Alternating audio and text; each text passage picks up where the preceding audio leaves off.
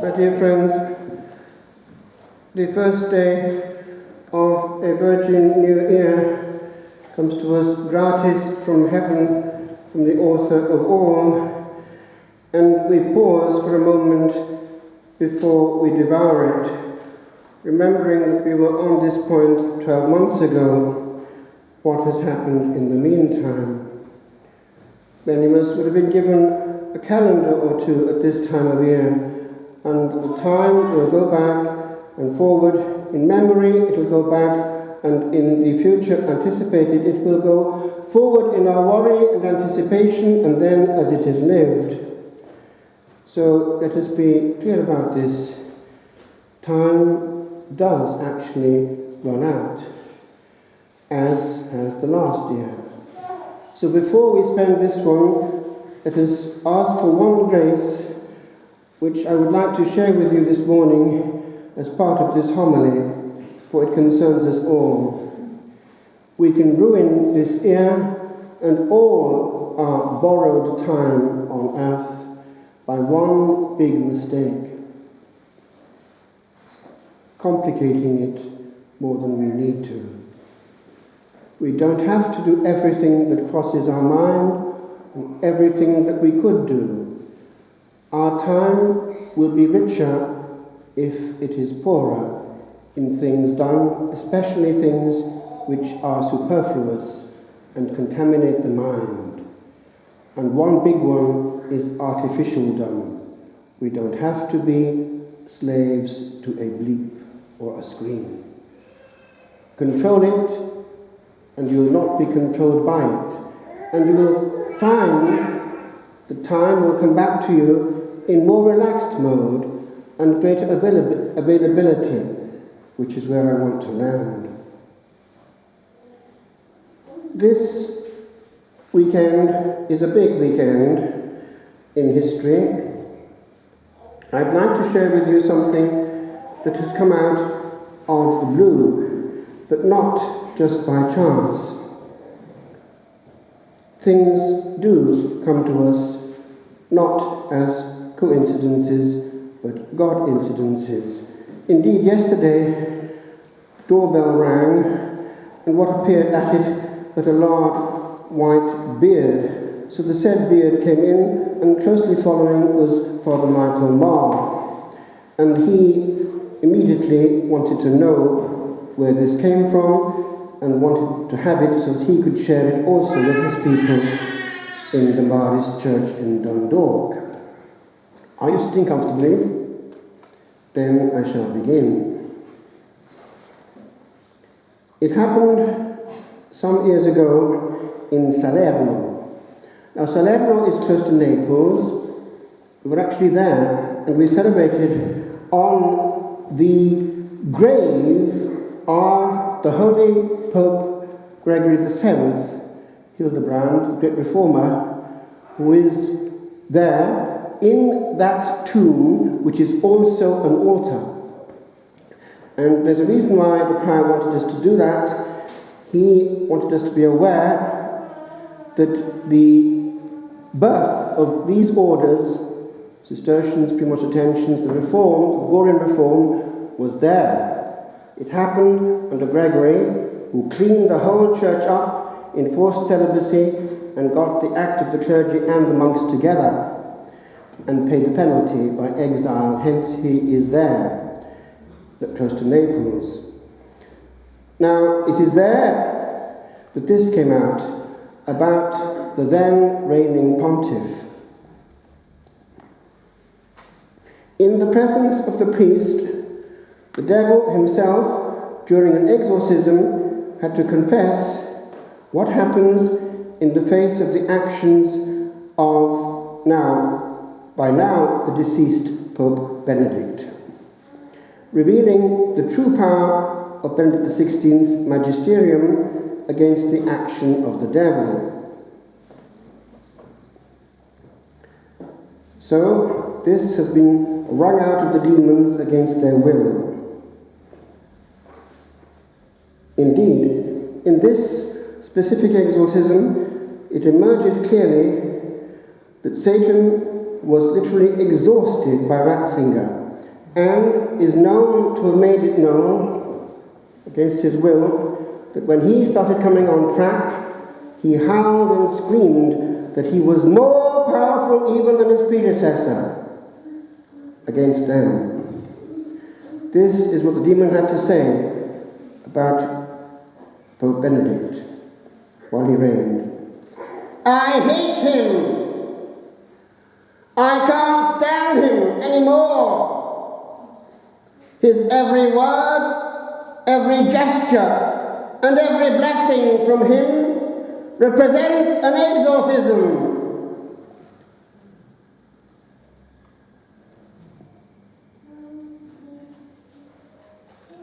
It also comes out in this series of wrung out confessions from underneath that he is one of the most important figures in the history of the Church in the last few centuries.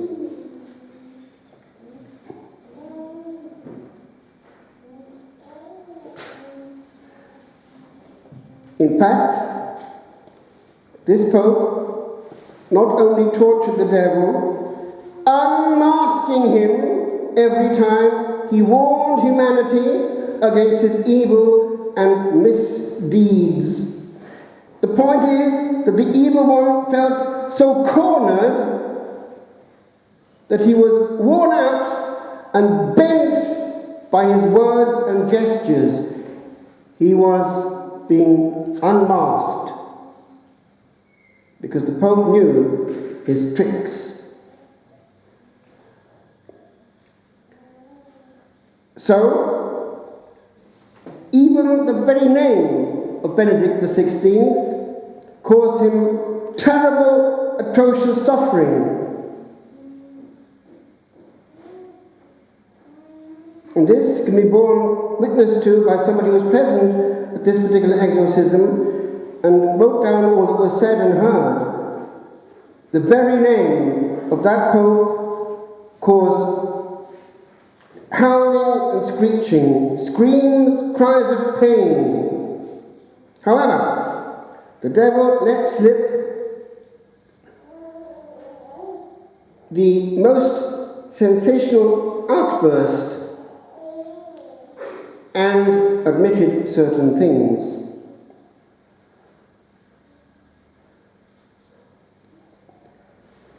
The devil is desperate under Benedict XVI. He is, in his own words, fed up with the Pope and his constant catecheses against hell and the spirits that inhabit it. That was not enough. The evil one thus revealed that every word of him, every gesture of his, every blessing was an exorcism. In fact, there is a double hatred.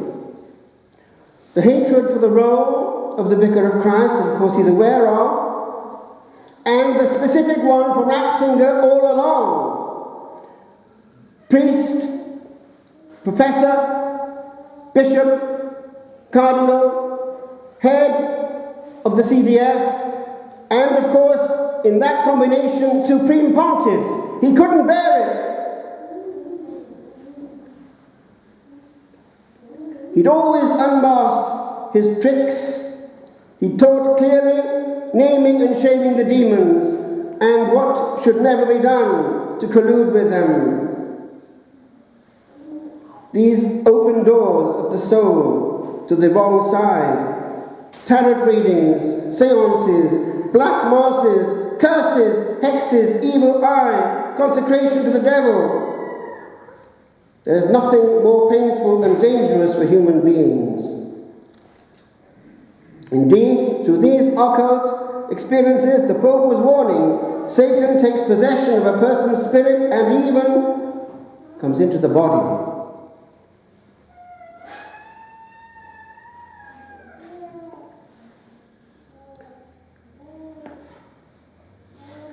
So, the devil admits he's become one of his most recurring nightmares.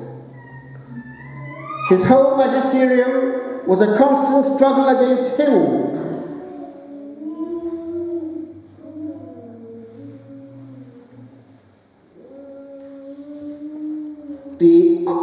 Archbishop down there, Monsignor Andrea Gemma in Naples, knew about all this and confessed the power of Benedict XVI against the demon.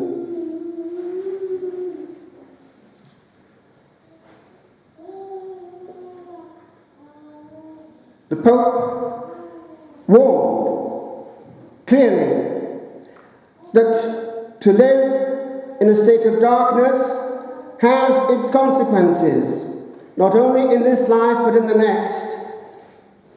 In his gentle but clear mode, for our good, he warned. The attachment to sin can lead us to the failure of our existence. He's getting always to the point of things. Even when he was no longer Pope, the devil wasn't amused whenever he said something or wrote something. Why? He got to the real problem. He got to the root of the problem. He had clear vision, and in a few words said what had to be said and left it there.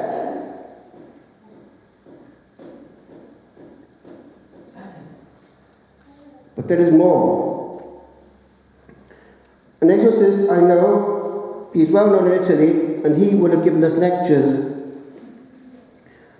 Francesco Bemonte. He's in the same category and league as Gabriel Amort, alas, now deceased, and had to do with him. This happened when Gabriel Amort was still alive.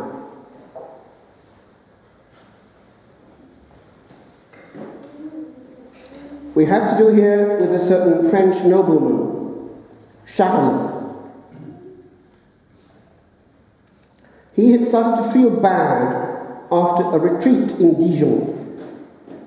He would go into trances, and nobody could free him.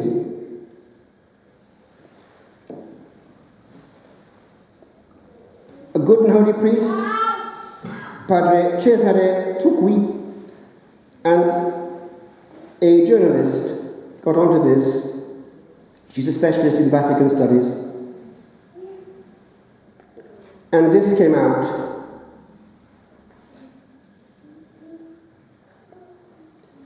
They copied on that there was a demon present. They have to try to get to the name, of course. The name of the demon gives them power over him. This man was happily married, apparently, father of a child. And this took place. Under duress, the demon present said this: I am the prince of the world. And he started to get arrogant and haughty against this ordinary priest of an exorcist, our friend Father Bemonte, and muttered, You are no match for me. He answered calmly, the exorcist, Who then? The Pope! Or a bishop? Now, Charles was a normal, successful man, apparently, a wealthy family, noble heritage. But, in the morning of this retreat, he assaulted with unusual strength someone who was on the retreat with him, who had approached him. Concerned by his reaction to the prayer. Now, this is what is puzzling. He went through the usual appointments with psychiatrists and specialists and even priests. No one could explain all this. The family was getting driven crazy by the whole behavior. So Padre Bamonte felt that he was actually losing this spiritual battle with Satan, and he wouldn't be inclined to do that now. He's a strong man. But he could do no more. So, he could see the suffering body of Charles. He consulted his expert friend, Gabriel Amort, who encouraged him not to let himself be fooled or frightened. Yet, Satan insisted that only the Pope could force him out of Charles' body. So the situation got worse. Consequently, they counselled him to write directly to Pope Benedict. The letter made it to the Pope by means of a trusted priest through the Secretariat of State. The answer arrived a week later, signed by the Secretary of Pope Ratzinger, promising that the Pope would pray for the possessed man. We can see that he kept his promise, and he actually offered masses for the intention of the man's liberation. The priest Trucui tells that 3 months later he received a call from Padre Bamonte. "Father, you're not going to believe me, but I think that Charles has been liberated. During the last exorcism, Charles gave a shout of freedom and got up, happy." So, according to Trucui, it's the powerful prayer of the Pope which forced Satan to his knees. It turns out that his parents, Charles' parents, unknown to him, had made a diabolic pact and offered him as a child as tribute in exchange for power and money, together with his twin brother, who was stillborn.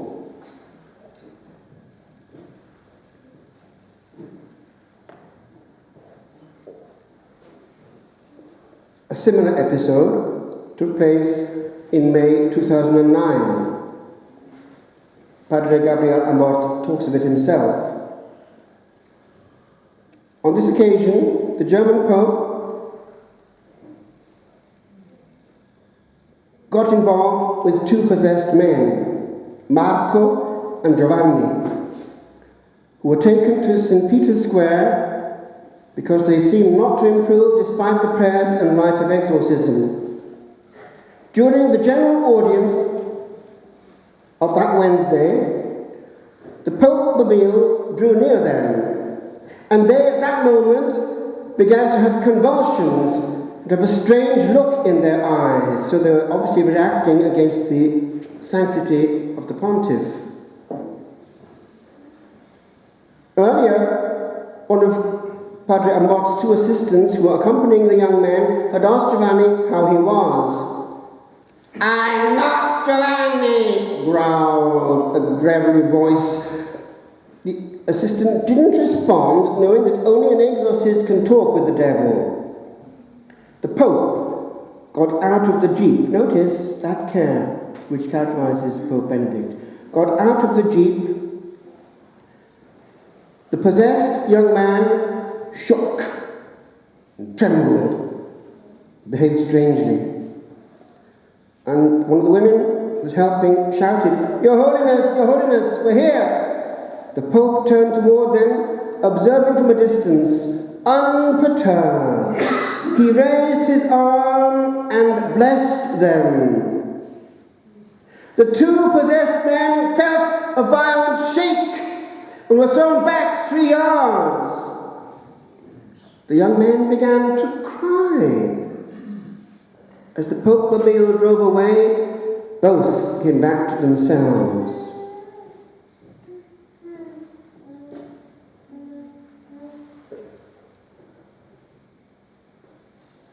Pope Benedict was the incarnation of goodness. When in Rome, I would get anecdotes. When he was in the CDF, he'd cross the Piazza of San Pietro with his briefcase and always smile at the clerical students, gently with his blue eyes. A friend of mine was a student with me at Aberystwyth and became a priest working in the cathedral in Westminster and became advisor to Cardinal Basil Hume on things ecumenical. Was always with Basil Hume. And one time they were in St. Peter's in Rome for some reason, and Pete, my friend Michael Seed, who by the way was partly responsible for the conversion of the Prime Minister, because he used to go to 10 Downing Street, and that's the story, Blair. He whizzed, always late as he was, through the piazza and crashed into his cardinal, who taunted him, "Michael, you're always late, calm down." And there was another cardinal right next to him, and all he did was calmly, gently beam goodness into his face. It was the good Joseph Ratzinger. The devil and even the media hate him. That, my friends, is a good sign. Listen to calm wisdom and imitate it.